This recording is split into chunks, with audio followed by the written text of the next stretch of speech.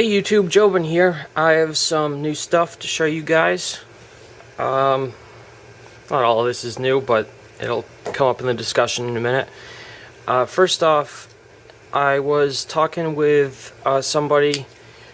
He wants to get one of my acid etched N-line EL01s, and we got talking about the wave mods I do.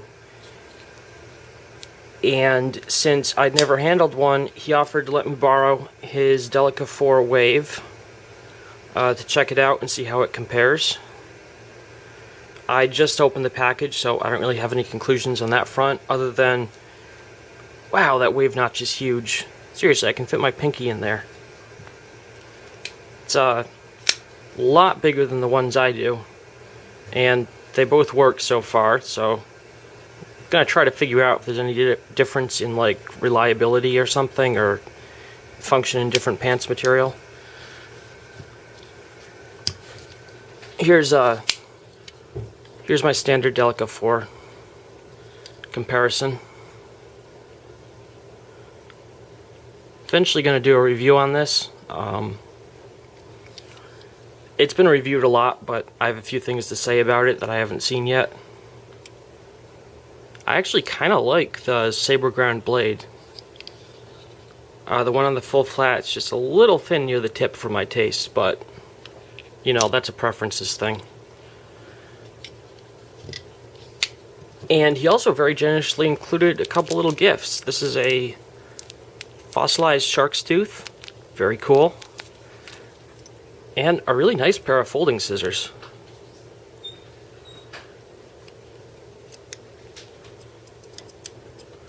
These are pretty nice because it requires like a definite push or pull to open or close them.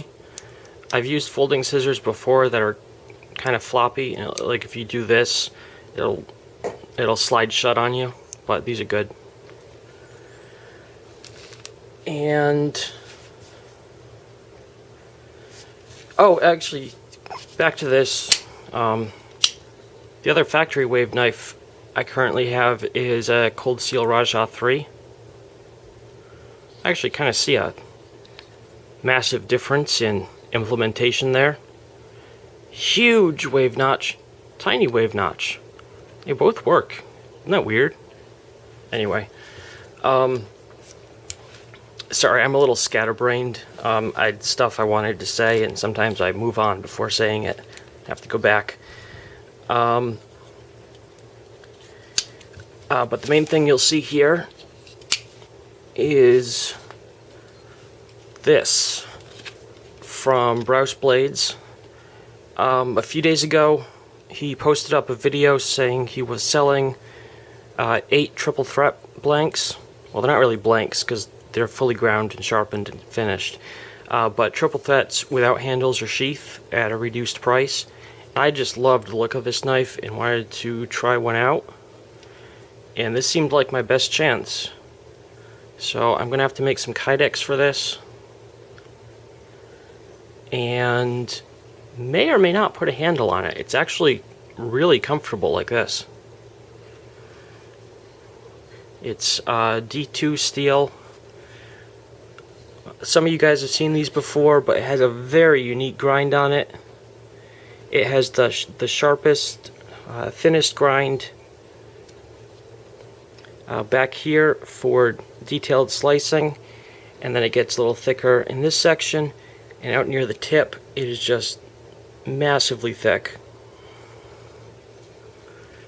And like it's actually in some ways a rather similar knife to the HEST, which has been my favorite fixed blade for quite a while. Check them out side by side.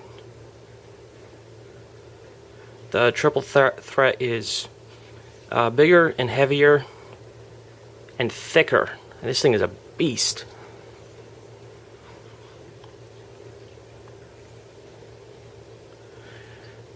I considered doing an unboxing on this, but I figured I'd sound like a total spaz because I was so excited to get this. Calmed down significantly since first opening it. US made, number 32. This is something cool he showed in the video. It balances exactly there. Wait, let me get my finger in the right spot. There we go. Like that. Right by the start of the blade. Which I guess would change if I put handles on it, but probably not that much. And actually, practically speaking, when you hold this in your hand and you move it, it feels a little blade heavy. So some handle scales would actually probably even that out.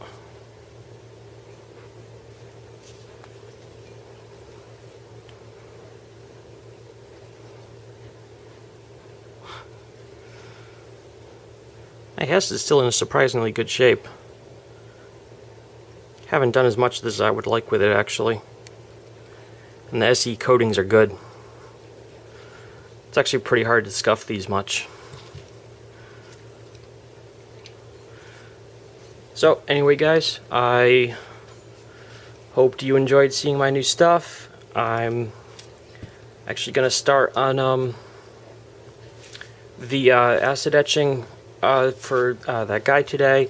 Got some other projects coming up soon. So, as always, thanks for your support. Remember where your knife is.